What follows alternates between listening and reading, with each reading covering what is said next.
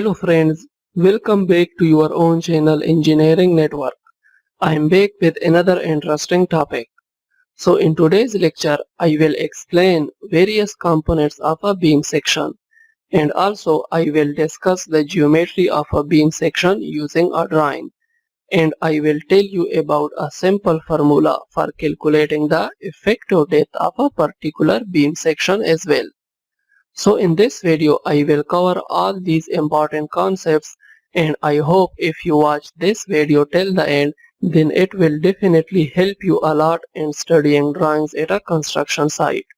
So if you find this video informative, then please like this video, share it, and if you are new to my channel, then click on the subscribe button. And also don't forget to press the bell icon for more civil engineering videos. Okay, so I have got a typical drawing of a beam section, as you can see. Now if someone asked you on a construction site that please explain this beam section to me, then how you will explain it?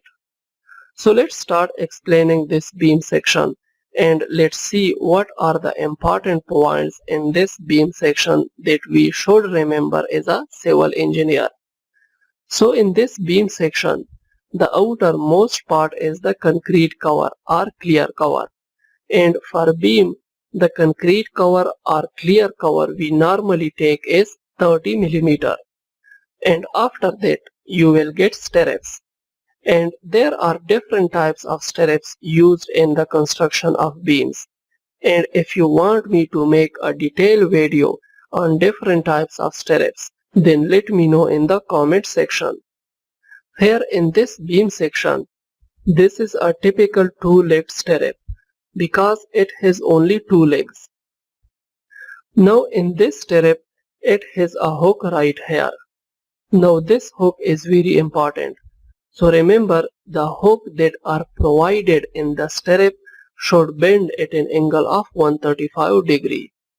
So this is a standard and it must bend at an angle of 135 degree. Now the advantage of providing this hook is it helps in resisting seismic or earthquake forces, and it will increase the stiffness of the building during earthquake. And after that we have got main bars. Now there are two types of main bars that are provided here.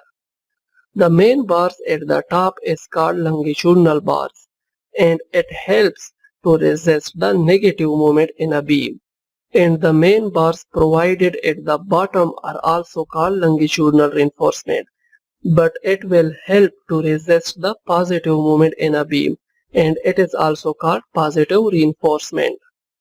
So these are the various components and the important points of a beam section that every civil engineer must know, and it will help you in studying drawing of any kind of a beam member at a construction site. Now let's talk about the geometry of a beam section. Now the geometry of a beam and component of a beam section are two different things, so you don't have to mix these two, okay? So in this beam section, the height from the top of the beam section to the bottom of the beam section is called the actual height, and we represent it with small h. Then the height from the top of the beam section to the center of the positive reinforcement is called the effective depth of the beam section, and it is denoted by d. Now this effective depth is very important in the designing of a beam. After that, the distance between outside concrete edge to the bottom of the stirrup is called clear cover or concrete cover, and B is the width of a beam section. So these are the few important points about the geometry of a beam section that you should know. Now if at site someone asked you to find out the effective depth of a particular beam section, then how will you do it? Well, I have a simple formula for that. The effective depth of a beam section will be equal to total height of a beam section minus clear cover minus diameter of the stirrup minus half of the diameter of the longitudinal bars.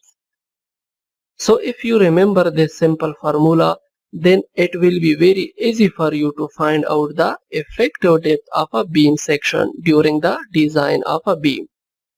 Now let's take an example and see how to find out the effective depth of a particular beam section. Let's say I have a beam section, okay? So the total height from the top to the bottom is 400 mm. Clear cover from the outside concrete edge to the bottom of the stirrup is 30 mm. The diameter of the stirrup is 9 mm or number 3 bar, and the diameter of the main bar is 12 mm or number 4 bar. Okay. So the effective depth of this beam section is equal to total height of the beam section, which is 400 mm, minus clear cover, which is 30 mm, minus diameter of the stirrup, which is 9 mm, minus diameter of the main bar, which is 12 mm, divided by 2. So after doing the necessary calculations, the effective depth for this particular beam section will become 355 mm. So the effective depth of this beam section is 355 mm.